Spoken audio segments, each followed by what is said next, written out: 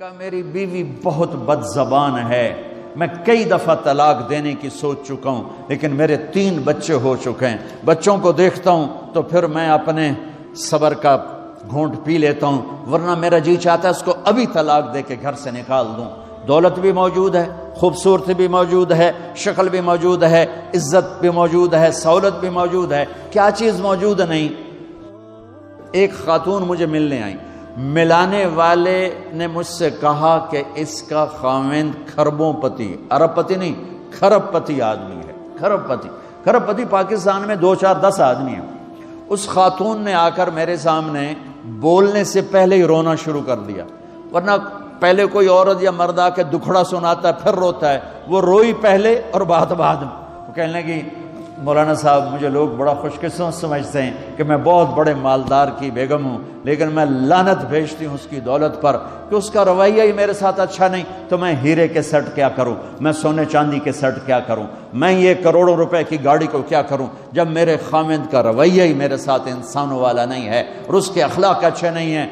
میں آگ لگا دوں اس ساری دھن دولت کو، مجھے محبت چاہیے، اخلاق چاہیے، وہ کوئی نہیں اس کے پاس۔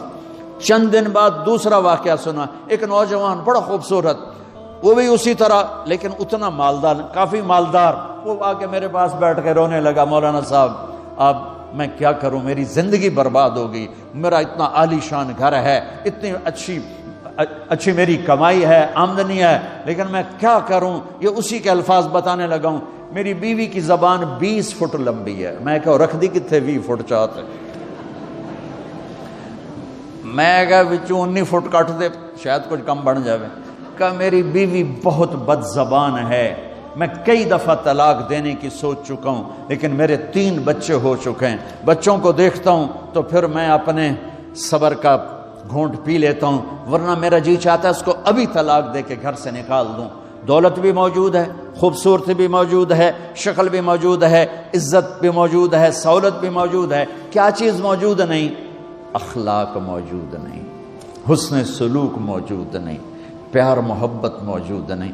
اب اپنے گھروں میں اگر خوشی دیکھنا چاہتے ہیں، ہر رشتے کو اگر آپ آباد کرنا چاہتے ہیں تو میرے نبی والی محبت دینا سیکھیں، میرے نبی والی محبت دینا سیکھیں، اپنے بچوں کو بھی، اپنی اولاد کو بھی، اپنے بہن بھائیوں کو، اپنے ماں باپ کو، ساس بہو کو، بہو ساس کو، سسر بہو کو، بہو سسر کو، بھائی بھائی کو، بہن بہن کو، اللہ کے واسطے برداشت کرنا سیکھو۔ مجھے میرے رب کی قسم ساری دنیا کا چین و سکون برداشت میں ہے، صبر میں ہے، صبر میں ہے، صبر میں ہے۔ زبان۔ ایک نوجوان میرے پاس آیا، کہا جی میری بیوی سے لڑائی ہوتی، مجھے کوئی تعویذ دو۔ میں نے کہا بیویوں پہ تعویذ اثر ہی نہیں کرتا۔ کہنے لگا کیا کروں؟ میں نے کہا ایک عمل بتاتا ہوں، سنت عمل، کہ 1-2 لقمے اپنے ہاتھ سے بیوی کو کھلا دیا کرو۔ وہ کہنے لگا اس سے کیا ہوگا؟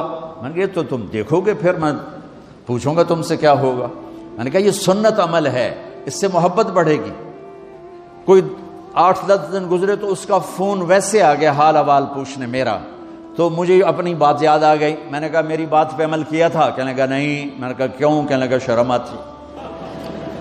میں نے کہا لڑتے ہوئے شرم نہیں آتی؟ کبھی کوئی کمزور سے بھی لڑتا، عورت تو بیچاری کمزور ہے، چلو یہاں کی عورتیں طاقتور ہیں، سنا ہے کہ بڑی شیرنیاں ہیں اور ان کے خامند سارے بکری، یہ شیر ہیں، الٹا ہی کام ہے، یہاں عورتیں شیر ہے، خامند بکریاں ہیں۔ اور چلو بھائی تم مہربانی کر کے اپنے خامدوں کو عزت دو، اور ان سے کہتا ہوں اپنی بیویوں کو عزت دو، محبت سے رہو۔ تو میں نے کہا بے وقوف، کبھی کمزور کے ساتھ بھی کوئی لڑتا ہے، اس میں تمہیں شرم نہیں آتی؟ اور اس میں شرم آتی ہے سنت۔ میں نے کہا چل کر اور مجھے بتا۔ کوئی 2 گھنٹے بعد اس کا فون آیا، کہا مولانا دوپہر کا کھانا تھا، میں نے اپنی بیوی کے منہ میں لقمہ جو دیا نا تو اس کا منہ وہیں کھلا رہ گیا۔ وہ کہنے لگی تو نے خود تو کیا نہیں، کسی نے تجھے بتایا ہے؟ کس نے بتایا؟ تو بتا، تیرے اندر یہ ظرف نہیں ہے، تمہیں یہ سبق کس نے پڑھایا؟ اس نے کہا مجھے یہ سبق مولوی طارق جمیل نے پڑھایا۔ تو کہنے لگا میری بیوی نے ایسے اپنی جھولی اٹھا لی اور کہا مولوی طارق جمیل اللہ اس کے بچوں کو سلامت رکھے جس نے تمہیں انسان بنایا۔ میرے بھائی بہنوں صبر کرنا سیکھو۔ ہماری ایک دھوبن تھی ماسی شریفہ، مر گئی بیچاری، تو وہ آ گئی میری بہن کے پاس، چھوٹا قد، موٹی ڈٹی تو بڑی لڑکی، پوری شیرنی۔ وہ آ کے کہنے لگی میری بہن کو، اور میری بہن تو انہوں چنگی طرح جان دی ہے، بی بی ہے میری نوواں بڑیاں لڑدیاں، میں نے کوئی تویز دے ساریاں میری نوکر بن جانا۔ اب میری بہن کو پتا تھا کہ وہ سارا لڑائی دا تماشا تھا ماسی شریفاں تو شروع ہوتا، ادو تو ہوتا ہی کچھ نہیں، بیچاریاں معصوم جیاں چھوٹیاں چھوٹی عمر دیاں۔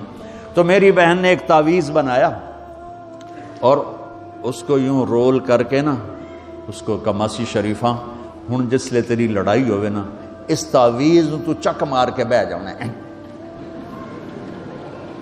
تے چھڑنا نہیں، جے تو چھڑیا تو مر جانا، اینو پکا کر کے رکھیں۔ اس نے کیا کیا؟ ماسی شریفوں کو چپ کروایا۔ اب ہمارا دیہاتی ماحول ہے، تعویذوں کی بڑا عقیدت ہے، صحیح تعویذ تو اثر کرتے ہیں لیکن اکثر تو ہیرا پھیری والے بیٹھے ہوئے ہیں سارے ہی، تو اللہ ماشاء اللہ۔ تو 8ویں دن وہ آ گئی، بی بی تو بڑا چنگا تعویذ دیتا، ساری لڑائی ختم ہو گئی۔ کیوں کہ ماسی شریفاں چپ ہو گئی۔ تو میں ان ساری مستورات کو یہ تعویذ دے کے جا رہا ہوں، یہ سب لے لو، یہ مرد بھی لے لو، اور جب کوئی جھگڑا ہو اے یہاں رکھ کے چپ کر کے بیٹھ جانا، آپ کی لڑائیاں ختم ہو جائیں۔ اگر آپ بولتے رہے تو پھر لڑائی ختم نہیں ہوگی۔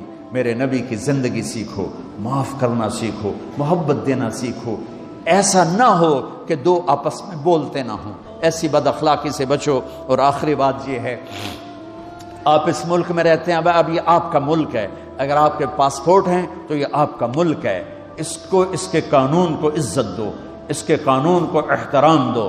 یہاں کی گورنمنٹ کے ساتھ مجھے پتہ چلا ہے کہ بہت سے لوگ ہیں فرضی بیمار بن کے وظیفے لے رہے ہیں، یہ حرام ہے، یہ دھوکہ ہے، یہ فراڈ ہے۔ جو حکومت آپ کی اتنی ہمدرد ہو کہ گھر بیٹھے آپ کو وظیفہ پہنچائے، آپ کے بچوں کے وظیفے لگائے، آپ کے وظیفے لگائے، انہی کے ساتھ دھوکہ کرنا ہے، انہی کے ساتھ فراڈ کرنا ہے، اللہ کی قسم یہ آپ اپنے ساتھ